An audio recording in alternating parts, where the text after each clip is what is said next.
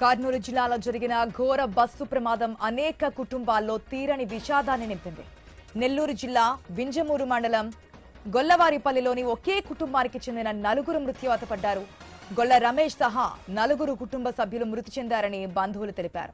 ఈ ప్రమాదంలో రమేష్ భార్య అనూషతో పాటు 2 చిన్నారులు ప్రాణాలు కోల్పోవడంతో కన్నీరు మున్నీరవుతున్నారు కుటుంబ సభ్యులు.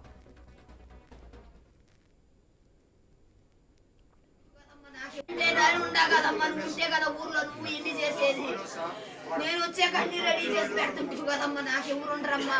నా కూతురు ఎట్ట పోయిందమ్మా, నా కూతురు అందంగా చూసుకుంటున్నాడమ్మా నా తమ్ముడు. నాతో మీ తమ్ముడికి సపోర్ట్ చేస్తుంటావమ్మా అంటుంది నా కూతురు ఎగతాళిక. మేము ముందు పుట్టినోళ్ళం మేనేదేనైనా నా ముందు మా కొడుకుని పుట్టినోళ్ళం అన్నా. నిన్న కూడా మా అక్క మీద ఎంత ప్రేమ నీకు అన్నాను. నిన్న కూడా నా తమ్ముడిని సంచి ఉన్న కాడికి పంపిస్తున్నాడు. ఏమన్నా వారం బెంగళూరు నుంచి వస్తుంటా అంటే ఏం పంపించాను అన్నాడు నా తమ్ముడు.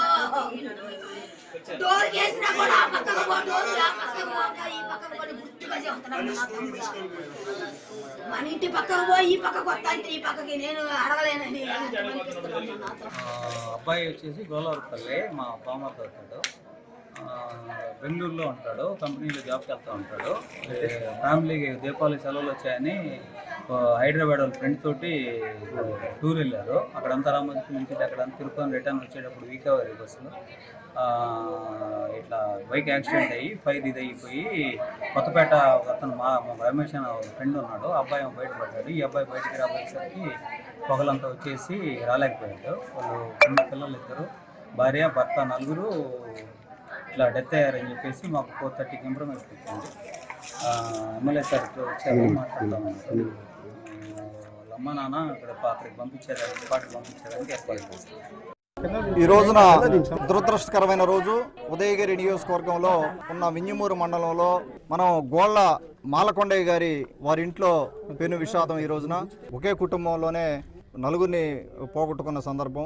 ఈ బస్సు కర్నూలులో జరిగిన బస్సు ప్రమాదం తీవ్రంగా అందరినీ కలిచివేసింది. ఎంతోమంది కుటుంబాలు యాక్సిడెంట్ బారిన పడడం జరిగింది. వారందరికీ కూడా ఉదయగిరి నియోజకవర్గ ప్రజల తరపున ప్రగాఢ సానుభూతి. ఆ కుటుంబాలన్నిటికీ కూడా భగవంతుడు ధైర్యం ఇవ్వాలని మనస్ఫూర్తిగా కోరుకుంటా ఉన్నాను. వీలైనంత తొందరగా అక్కడ ఐడెంటిఫై చేసి ఈ కుటుంబానికి ప్రభుత్వం తరపున న్యాయం చేయడం జరుగుతూ ఉంది.